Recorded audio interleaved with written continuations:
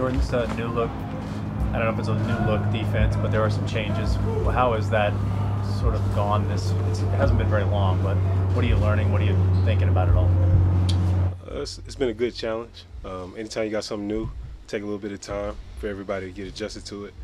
But I think it's been going smooth these last couple weeks, just getting in the playbook and really getting familiar with new terminology. So it's been good for us. Schematically, how much of a shift is it for you in the role that you have compared to how you've played the last 2 years? It's a little bit different from the scheme that we were in my first 2 years. A little similar to what I did in college. So it's some similarity there.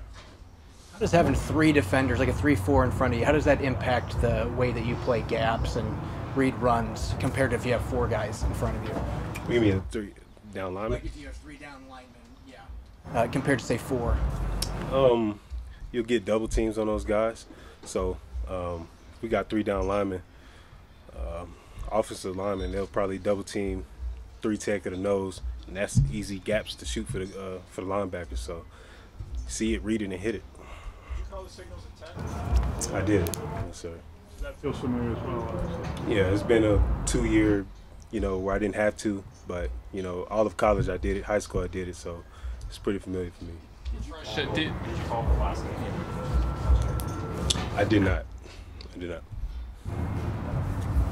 There's one thing he mentioned, the leadership is definitely shifting the lobby here. How have you seen that as the sub in terms of different people stepping up? Yeah, it's been different, obviously without those 2 greats not being here. But, like we was talking about earlier, the culture here is great. And so the guys know what the expectations are.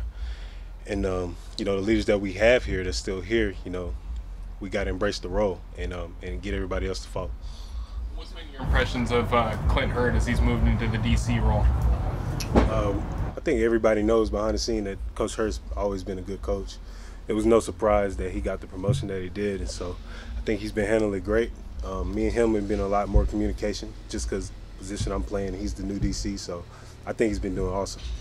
Some more questions about leadership stuff from earlier, obviously. It's a role you're used to, but what does it mean to you? There's been some great defensive leaders with this team, and now Pete Carroll's saying, you're that guy. What does that mean to you?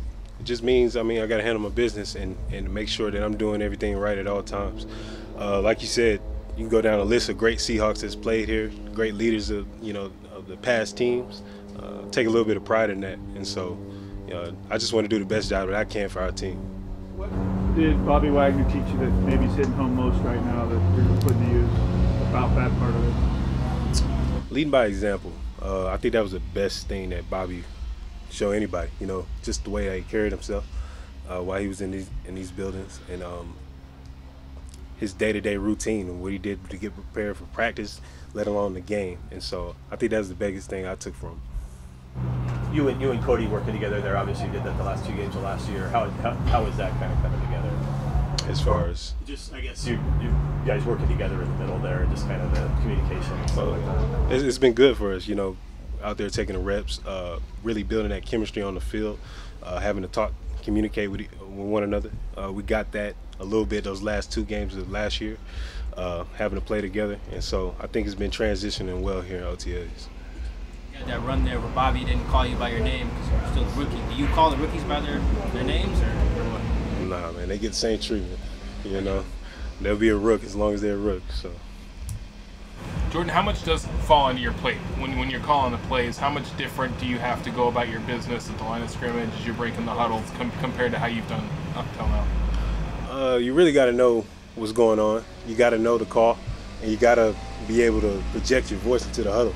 Well, everybody knows that Lumen Field goes crazy. It's hard to hear. And so we're kind of getting that simulation here in practice, with the music and everybody's talking around the sidelines, just try to project my voice into the huddle so everybody hears the call and we all on the same page. Is there going to be more giving you to like adjusting stuff at the line and making changes and checks to what there is? Does that become more your responsibility as well? Yeah, I did that my first 2 years as well, just making checks, adjustments on all the different formations you get from offenses.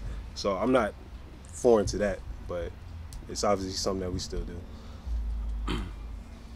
Anything else?